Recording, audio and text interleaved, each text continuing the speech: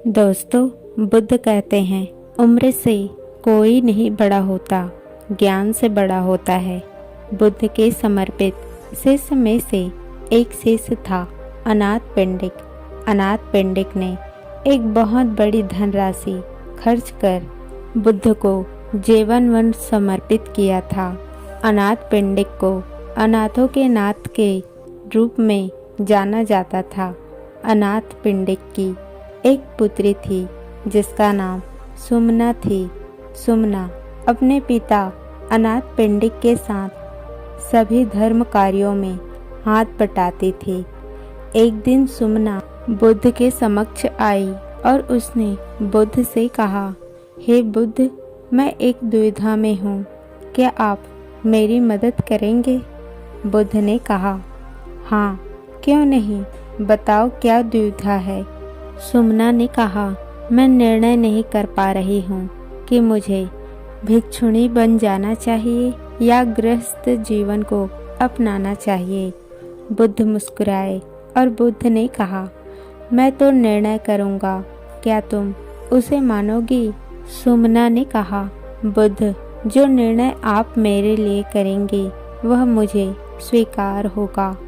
बुद्ध ने कहा, तो ठीक है, कल से जब तक मैं ना कहूँ तब तक यहाँ मत आना और ना ही मेरे कोई उपदेश सुनना और ना ही किसी से मेरे बारे में बात करना।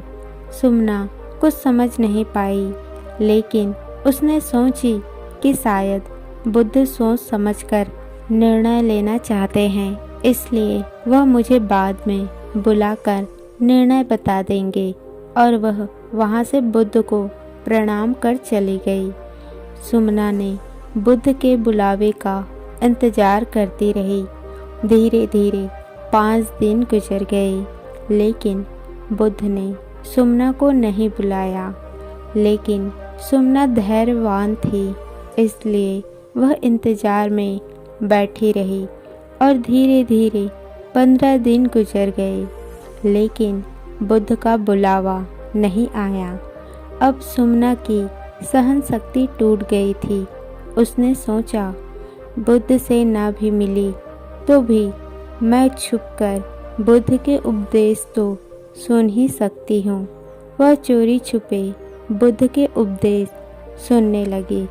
बुद्ध जहाँ भी उपदेश देते वह वहाँ भेष बदलकर पहुँच जाती।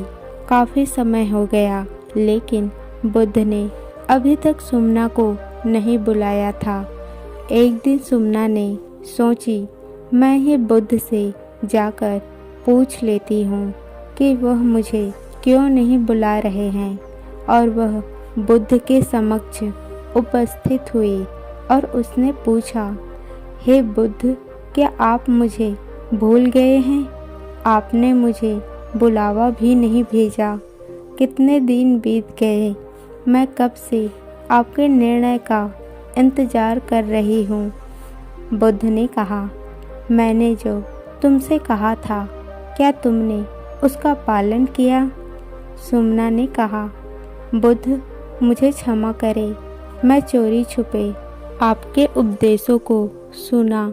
आपने मुझे यहाँ आने से मना किया था, लेकिन मैं अपने आप को रोक नहीं पाई। हे बुद्ध, क्या मैं पापी हूँ? बुद्ध ने कहा, नहीं सुमना, तुम पापी नहीं हो, तुम बहुत निर्दोष हो और भोली भी हो। तभी तो तुम अपने जीवन का निर्णय भी किसी दूसरे के हाथ में देने के लिए तैयार हो। ध्यान से सुनो और समझो। जब मैंने तुमसे कहा कि तुम्हें मेरे उपदेश नहीं सुनने हैं और ना ही यहाँ आना है, फिर भी तुम मेरे निर्णय को संभाल नहीं सकी। तुमने उपदेश भी सुने और यहाँ पर भी आए। इसी प्रकार यदि तुम्हारे जीवन का निर्णय कोई और करेगा तो उस निर्णय को तुम संभाल नहीं पाओगी, और अगर संभालने की कोशिश करोगे तो चोरी छुपे अपने उस आचरण को जीने की कोशिश करोगी जो तुम जीना चाहती हो।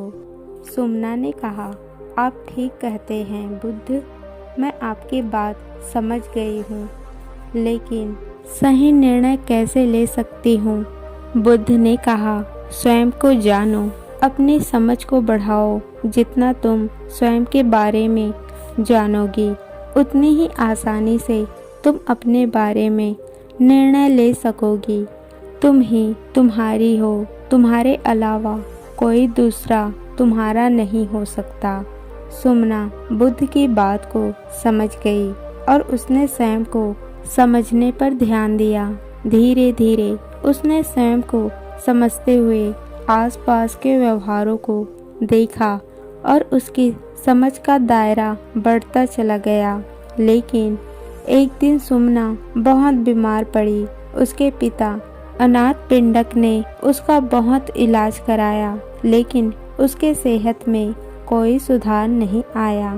अपने जीवन के अंतिम 5 दिनों तक भी वह अपने पिता से कहती रही, पिताजी आप चिंता ना करें, मैं जल्द से स्वस्थ हो जाऊंगी। लेकिन देह त्यागने से पूर्व सुमना ने अपने पिता को संबोधित करते हुए कहा, भाई व्यर्थ की चिंता ना करो, यह सृष्टि है, इसे ध्यान से देखो। जीवन और मृत्यु के बीच सारा खेल है। और यह कहकर सुमना ने अपना देह त्याग दिया। अनाथ पिंडक ने बहुत दुखी हुआ, लेकिन इससे भी ज़्यादा दुखी वह इस वजह से हुआ कि उसकी पुत्री ने अंतिम समय में उसे भाई कहकर पुकारी थी। उसे लगा कि शायद उसकी पुत्री अपना मानसिक संतुलन खो दी थी, लेकिन ऐसा कैसे हो गया?